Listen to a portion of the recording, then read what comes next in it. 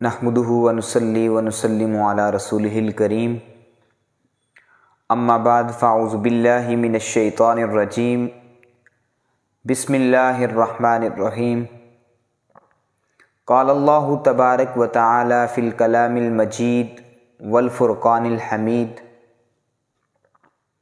الا ان اولیاء اللہ لا خوف علیہم ولا هم يحزنون صدق اللہ مولانا العظیم وقال اللہ تبارک وتعالی فی شان حبیبہ مخبرا وعامرا ان اللہ وملائکتہ یصلون علی النبی یا ایہا الذین آمنوا صلوا علیہ وسلموا تسلیما۔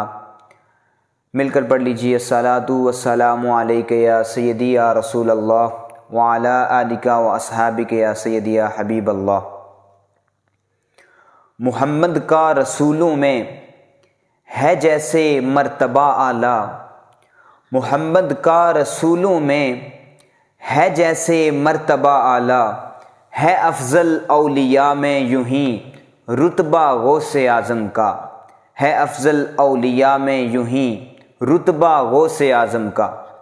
معزز سامعین و حضرات، آج غوث اعظم رحمۃ اللہ تعالی علیہ آپ کی شان کے حوالے سے چند باتیں آپ کی گوش گزار کروں گا۔ دعا ہے اللہ رب العزت مجھے حق سچ بیان کرنے کی توفیق عطا فرمائے۔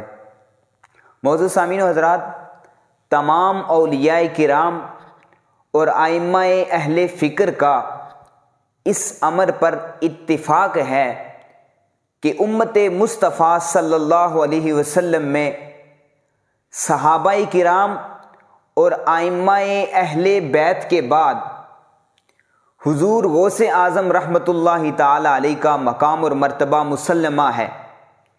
شاعر نے بھی کیا خوب لکھا کہ غوث اعظم درمیان اولیاء، غوث اعظم درمیان اولیاء، چوں محمد درمیان انبیاء، چوں محمد درمیان انبیاء۔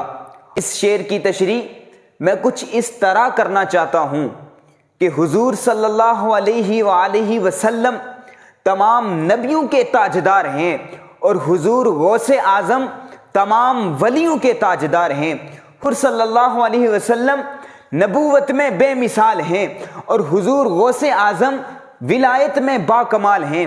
حضور صلی اللہ علیہ وسلم کے جو امتی ہیں ان کی تعداد سب سے زیادہ ہے اور حضور غوث اعظم کے مریدین کی تعداد سب سے زیادہ ہے۔ حضور صلی اللہ علیہ وسلم کا کمال خدا کا کمال ہے اور حضور غوث اعظم کا کمال مصطفیٰ کا کمال ہے۔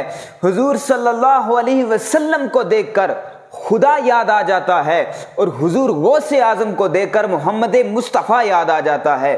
حضور صلی اللہ علیہ وسلم تمام نبیوں کے تاجدار ہیں اور حضور غوث اعظم تمام ولیوں کے تاجدار ہیں۔ معزز سامعین و حضرات، آج کچھ احباب اولیاء کرام پر، حضور صلی اللہ علیہ وسلم کی ذات پر اپنی زبانوں کو دراز کرتے ہیں۔ نعوذ باللہ، حضور صلی اللہ علیہ وسلم کو اپنے بڑے بھائی جیسا کہتے ہیں۔ معزز سامعین و حضرات، ان کو میں بتا دینا چاہتا ہوں کہ اگر ایک طرف ایک مرا ہوا کتا پڑا ہو اور دوسری طرف یہ بدعقیدہ گزر جائے تو میں قسم اٹھا کر کہہ سکتا ہوں کہ اس کتے کی بدبو تو کم ہوگی لیکن اس بدعقیدہ کی بدبو زیادہ ہوگی، کیونکہ اگر وہ آپ کے اندر سرایت کر گئی تو وہ آپ کے ایمان کو ضیاع کرنے کا باعث بن جائے گی۔ ان بدعقیدہ لوگوں کو میں یہ بتانا چاہتا ہوں کہ حضور غوث اعظم کی شان کیا ہے اور ان کو مقام اور مرتبہ یہ کس وجہ سے ملا ہے۔ یہ حضور صلی اللہ علیہ وسلم کے لعاب مبارک کا صدقہ تھا۔ معزز سامعین و حضرات، علامہ محمود آلوسی علیہ الرحمہ تفسیر روح البیان میں کرتے ہیں کہ حضور غوث اعظم رحمۃ اللہ تعالی علیہ آپ فرماتے ہیں کہ عالم روحانیت میں حضور صلی اللہ علیہ وسلم میرے پاس آتے ہیں اور فرماتے ہیں بیٹا لوگوں کو واعظ و نصیحت کیا کرو، لوگوں کو رشد و ہدایت کا سامان مہیا کیا کرو۔ میں نے عرض کی یا رسول اللہ، یا حبیب اللہ، میں تو اجمی ہوں، میری زبان میں وہ فصاحت وہ بلاغت نہیں ہے کہ میں لوگوں کو رشد و ہدایت کر سکوں، لوگوں کو واضح و نصیحت کر سکوں، تو آقا علیہ الصلوۃ والسلام نے فرمایا بیٹا منہ کھولو۔ جب میں نے منہ کو کھولا تو حضور صلی اللہ علیہ وسلم نے اپنا لعاب مبارک میرے دہن میں ڈالا، اور اس کے بعد حضرت علی المرتضیٰ کرم اللہ وجہہ الکریم نے اپنا لعاب مبارک میرے دہن میں ڈالا۔ اس لعاب مصطفی اور مرتضوی کا یہ نتیجہ نکلا کہ وہی غوث اعظم کہ جب آقا علیہ الصلوۃ والسلام نے فرمایا کہ لوگوں کو رشد و ہدایت کیا کرو، لوگوں کو واضح و نصیحت کیا کرو، تو آپ نے یہ جواب دیا کہ میری زبان میں وہ فصاحت و بلاغت نہیں ہے، لیکن اس لعاب کے منہ میں جانے کی دیر تھی کہ وہی غوث اعظم کہ جب واضح و نصیحت کرتے تو 70 ہزار کے مجمع لگے ہوتے تھے، اور آج کی طرح یہ مجمع نہیں ہوتے تھے۔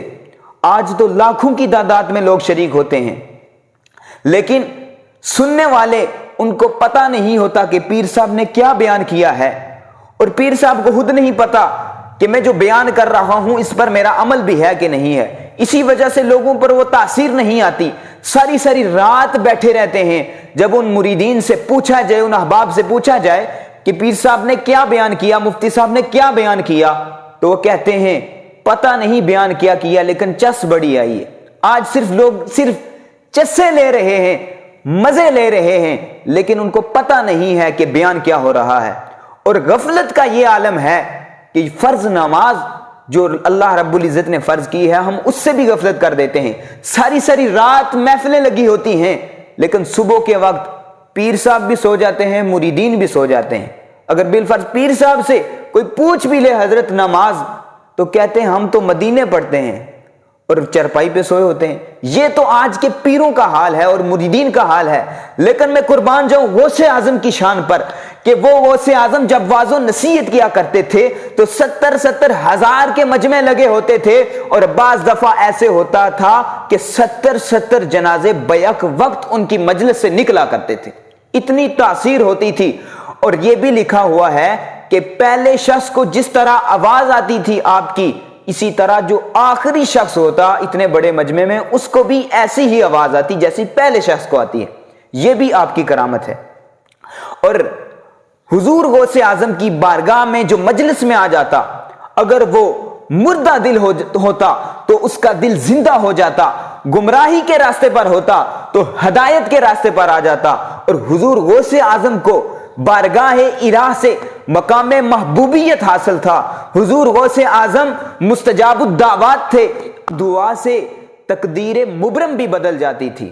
اور اگر میں آپ کی کرامات کا ذکر کروں تو ایک طرف بغداد کی مسجد میں بیٹھے ہیں اور آپ کا بارش کو روک لینا، ایک طرف آپ کم باذن اللہ کہہ کر مردوں کو زندہ کر دیتے ہیں، اور دوسری طرف اگر آپ کا مرید مصیبت کے وقت اگر آپ کو پکارتا ہے، آپ اس کی کشتی کو گرداب سے نکال کر باہر لے آتے ہیں۔ اور ایک طرف جب آپ یہ اعلان کرتے ہیں قدمی حاضی علی رکبتی کلی ولی اللہ، تو تمام اپنی گردنوں کو جھکا کر اس حکم کو تسلیم کر لیتے ہیں۔ اور سلسلہ آپ کے فیوزات اور برکات کا اگر میں ذکر کروں تو تمام سلاسل کے بزرگان دین جو ہے آپ سے فیض حاصل کر رہے ہیں۔ چشتیہ کے خواجہ خواجگان معین الدین چشتی اجمیری علیہ الرحمہ جب حضور غوث اعظم رحمۃ اللہ تعالی علیہ نے اذن الہی سے یہ اعلان کیا قدمی حاضی علی رکبتی کلی ولی اللہ، تو آپ عبادت میں مصروف تھے۔ جب آپ نے اس حکم کو سنا تو آپ نے بڑا خوبصورت ارشاد فرمایا، آپ نے فرمایا قدما کا علی عینی وراسی، یعنی آپ کے قدم مبارک میری آنکھوں پر اور میرے سر پر۔